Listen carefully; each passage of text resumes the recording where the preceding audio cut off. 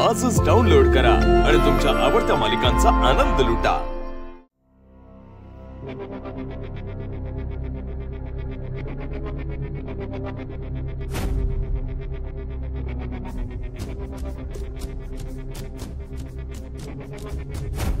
त्या म्हातारीला दिसत नाही तरी माझ्याकडे पैसे ते कसं कळलं तिला? आता परत त्या म्हातारीनं माझ्या वाट्याला जावंच। मग मी आहे आणि ती आहे।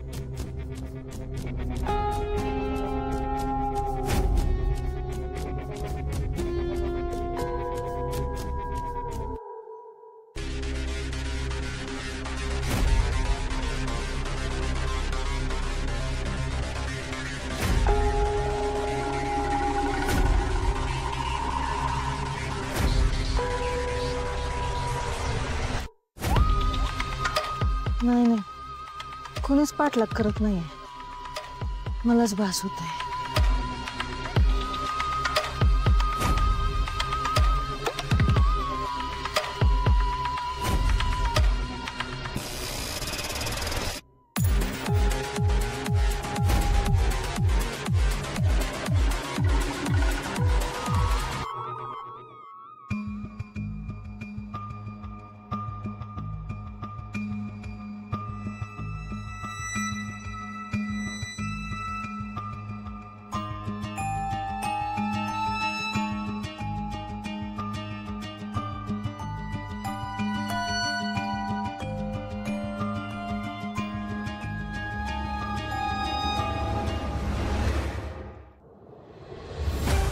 लाले, इथं का बोलवलंस मला?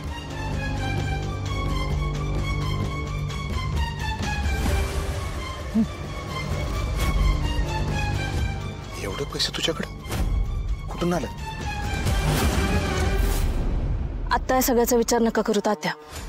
आता आईच्या तब्येतीकडे लक्ष द्या। ती एकदा बरी झाली ना सगळं सांगते। अगं पण आले कुठून एवढे पैसे? अहो म्हटलं ना मी, सगळं सांगते तुम्हाला। एकदा आईची तब्येत बरी होऊन जाऊ द्या। वय ग फुलताई, म्हणजे लाली खरंच आईला बघायला गेली असेल का पैसे द्यायला गेली असेल?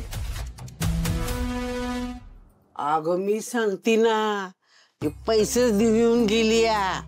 माझ्यापासून काय लपून राहत नसतं, कळलं का? ओ आत्या, मला खरं खरं एक सांगा बर का, म्हणजे तुम्हाला खरंच दिसतं का खरंच नाही दिसत? इकडे तुला सांगते, मला आहे ना वास येतो आणि तिने चांगलं तिच्याकडे पैसे आहेत, चांगलं लाखभराच्या वर आहेत तिच्याकडे पैसे। आत्या, काय चाललंय काय तुमचं? काय बोलताय हे? कुठं आलं तुझ्याकडे एवढा पैसा? फुलताई अगं म्हणजे तिच्याकडे नसेल पण गोपाळनं दिला असतील तर? त्याच्याकडे तरी कुठं आला ग एवढा पैसा? हाय का फुलताई आता? अगं इतकी वर्ष घराच्या बाहेर राहिला आणि काय म्हणत होता का कलकत्त्याला हे शिकला ते शिकला, मग कमवले असतील त्यातनं पैसे। आणि हे बघ, घरी आल्यावर काय म्हणला होता तो का माझ्याकडे पैसे हायती? रंजे, आता त्याच्या लग्नात खर्च झाला नाही का? आता कुठं उरले त्याच्याकडे पैसे? नंतर एक पोरगी आली एकदम धीट, आणि ती व्यक्ती म्हणजे अहिल्या वेस्कर।